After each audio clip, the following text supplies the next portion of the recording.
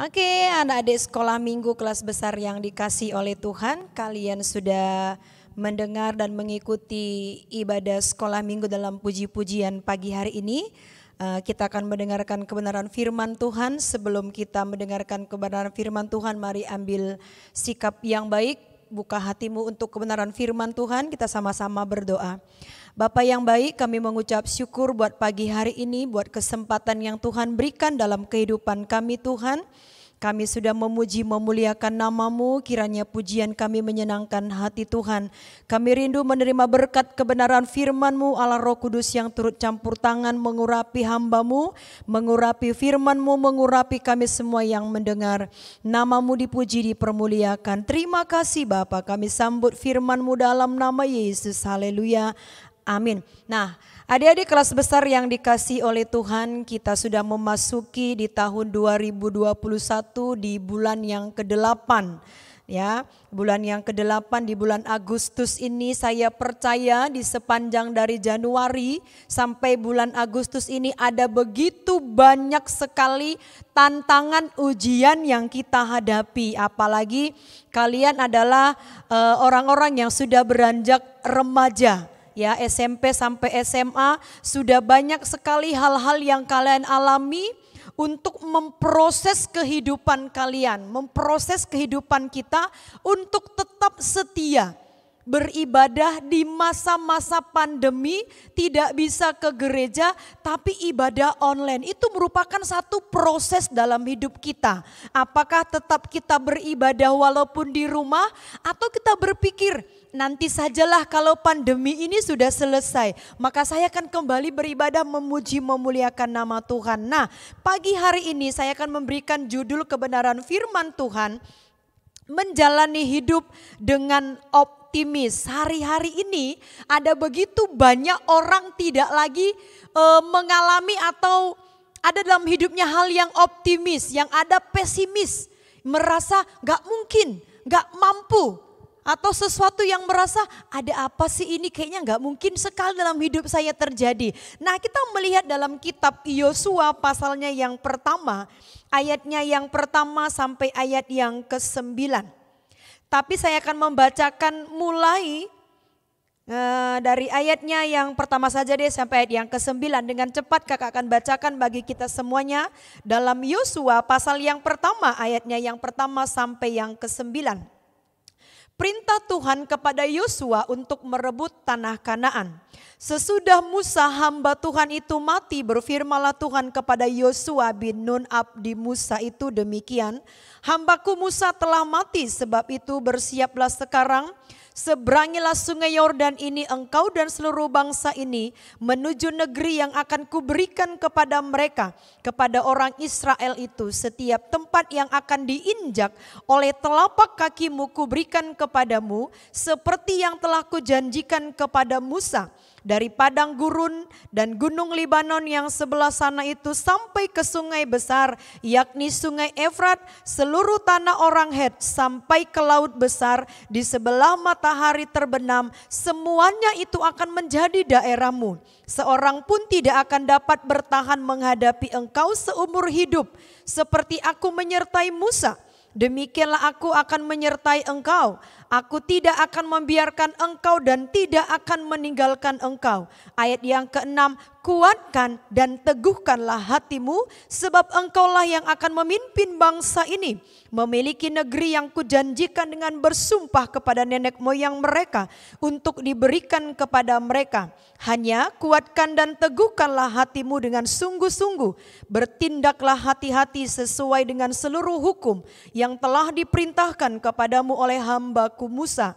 Janganlah menyimpang ke kanan atau ke kiri, supaya engkau beruntung kemanapun engkau pergi. Janganlah engkau lupa memperkatakan kitab Taurat ini, tetapi renungkanlah itu siang dan malam, supaya engkau bertindak hati-hati sesuai dengan segala yang tertulis di dalamnya, sebab dengan demikian perjalananmu akan berhasil dan engkau akan beruntung. Nah, adik-adik sekolah minggu kelas besar yang dikasih oleh Tuhan, menjalani hidup dengan penuh optimis bukan hal yang mudah.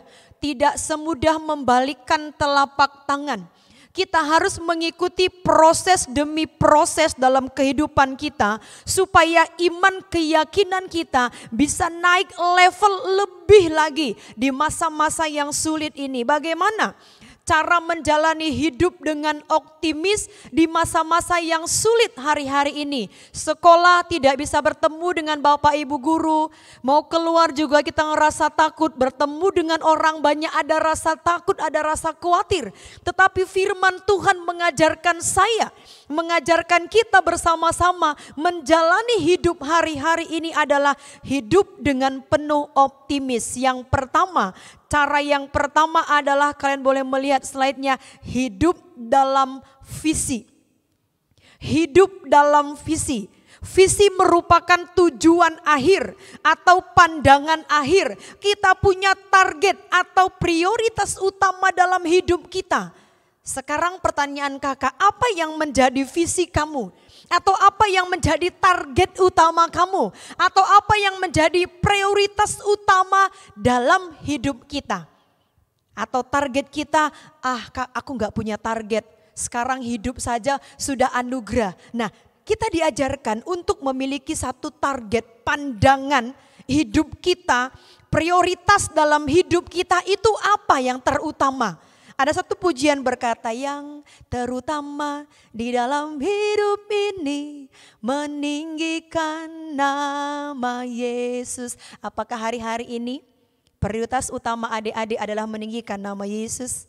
Atau hanya sekedar kita mendengar Yesus itu ajaib dan luar biasa, tapi tidak merasakan keajaiban Tuhan? Adik-adik yang dikasihi oleh Tuhan, sampai hari ini pun Tuhan Yesus tidak pernah berubah. Mungkin kita berpikir kalau Tuhan Yesus gak pernah berubah, kenapa terjadi masa-masa sulit? Mengajak saya dan adik-adik semua untuk tetap berpegang teguh akan kebenaran firman Tuhan. Tetap optimis dalam kehidupan kita, mempunyai tujuan akhir dalam kehidupan kita.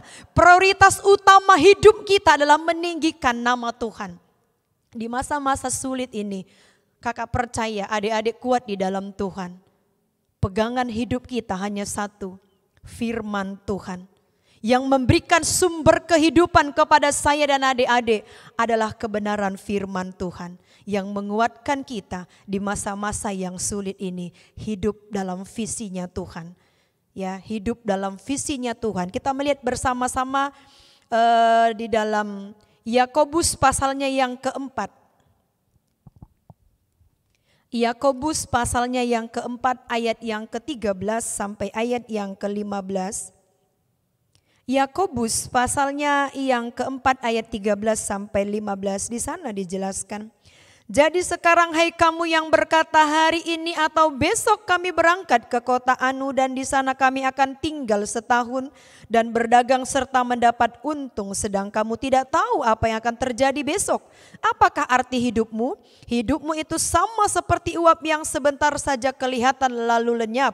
Sebenarnya kamu harus berkata, jika Tuhan menghendakinya, kami akan hidup dan berbuat ini dan itu. Dengan kata lain, ketika kita memprioritaskan utama dalam hidup kita Tuhan Yesus, maka ayat 15 yang akan kita katakan, yaitu sebab sebenarnya kamu harus berkata, jika Tuhan menghendaki. Jika Tuhan menghendaki, maka aku akan melakukan A, B, dan C. Berarti prioritas utama dalam hidup kita adalah Yesus Kristus. Adik-adik yang dikasihi oleh Tuhan, kalau kita mau menjalani hidup dengan optimis, jadikan Yesus menjadi prioritas utama dalam hidup kita. Maka semuanya akan terlaksana atas nama Tuhan Yesus Kristus. Karena hanya di dalam Dia ada kemenangan, ada sukacita, ada keselamatan. Yang kedua adalah hidup dengan berani. Dari Yakobus tadi, dari Yosua tadi kita kembali kepada Yosua ayatnya yang ke-5 sampai ayatnya yang ke-7. Yosua pasal yang pertama tadi ayatnya yang ke-5 sampai yang ke-7. Di sana ada 2-3 kali menjelaskan kuatkan dan teguhkanlah hatimu. Ya, Tuhan akan menyertai, bertindaklah dengan hati-hati. Dengan kata lain, ketika Tuhan menjadikan sesuatu yang terjadi atas kehidupan kita bersama-sama, kita harus bisa berani, harus berani menjalaninya. Kenapa? Karena di dalam tangan Tuhan ada kekuatan yang baru. Ya, ada kekuatan, ada kemenangan. Jadi hidup dengan berani, bukan berarti menantangi penyakit, bukan. Menantangi Tuhan tidak, tetapi berani bertindak seturut dengan firman Tuhan. Karena kakak yakin kalau kita berani bertindak seturut dengan kebenaran firman Tuhan, maka firman Tuhan berkata, jika Tuhan menghendakinya, maka semuanya akan terjadi. Adik-adik yang dikasihi oleh Tuhan, hari-hari ini sakit penyakit, pergumulan hidup, ujian dalam hidup kita itu sangat banyak sekali. Mungkin tantangan kalian dengan orang tua itu berbeda. Tantangan kalian dengan teman-teman kalian berbeda. Menghadapi pandemi dalam mengikuti pembelajaran PJJ jarak jauh di rumah. Mungkin sulit bagi kita menjalaninya. Kemana-mana sulit. Tapi satu ketika kita berani bertindak sesuai dengan kebenaran firman Tuhan, kakak percaya ada satu keberhasilan yang Tuhan berikan dalam kehidupan kita. Oleh karena itu, utamakan Tuhan dalam setiap langkah kehidupan kalian. Mulai dari masa-masa remaja, tetap percaya bahwa di dalam tangan Tuhan ada kekuatan yang baru. Yang ketiga, menjalani hidup dengan optimis, yaitu hidup dalam firman Tuhan. Hidup dalam firman Tuhan, ayat yang ke-8 sampai ayat yang ke-9 dalam Yosua pasal pertama. Janganlah engkau lupa memperkatakan kitab Taurat ini, tetapi renungkanlah itu siang dan malam, supaya engkau bertindak hati-hati sesuai dengan segala yang tertulis di dalamnya. Sebab dengan demikian perjalananmu akan berhasil dan engkau akan beruntung. Bukankah telah kuperintahkan kepadamu, kuatkan dan teguhkanlah hatimu, janganlah kecut dan tawar hati, sebab Tuhan Allahmu menyertai engkau kemanapun engkau pergi. Yang ketiga di sana dijelaskan, kalau saya dan adik-adik mau optimis hidup di dalam Tuhan, hidup dalam firman Tuhan. Renungkan kebenaran firman Tuhan siang dan malam. Bukan berarti adik-adik gak sekolah, gak makan, gak mandi, gak ngapa-ngapain. Tetapi di sini dijelaskan prioritas utama kita adalah mengandalkan Tuhan dan melakukan kebenaran firman Tuhan, yaitu hidup di dalam firman Tuhan. Maka di sana yang kita dapatkan adalah kekuatan yang baru. Bahkan firman Tuhan berkata di masa-masa yang sulit, jangan kecut dan tawar hati. Jangan pernah menyalahkan keadaan. Jangan pernah menyalahkan Tuhan. Karena Tuhan tidak pernah salah dalam bertindak di dalam kehidupan saya dan adik-adik. Oleh karena itu belajar hidup dengan optimis. Yang pertama, hidup di dalam visinya Tuhan, yaitu prioritas utama kita adalah Yesus Kristus. Hidup dengan berani, yaitu sesuai dengan kebenaran firman Tuhan. Dan yang ketiga, hidup di dalam firman Tuhan. Ketika kita hidup dalam kebenaran firman Tuhan, maka Tuhan akan menyertai hidup saya dan saudara.